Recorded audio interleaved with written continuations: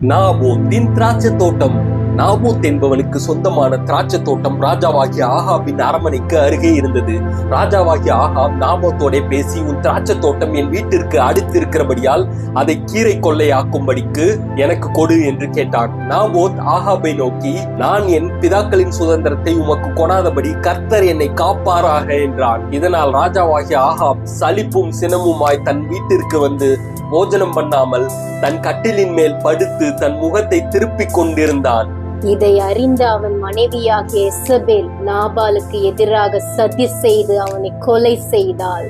பின்னர் ராஜாவாகிய ஆகாப் நாபோத்தின் திராட்சை தோட்டத்தை சொந்தமாய் எடுத்துக் கொள்ளும்படி எழுந்து போனான். கர்த்தருடைய வார்த்தை எலியாவுக்கு உண்டாயிற்று. அவன் ஆகாபை பார்த்து, நீ கொலை செய்ததும் எடுத்துக்கொண்டதும் இல்லையோ என்று கர்த்தர் சொல்லுகிறார்.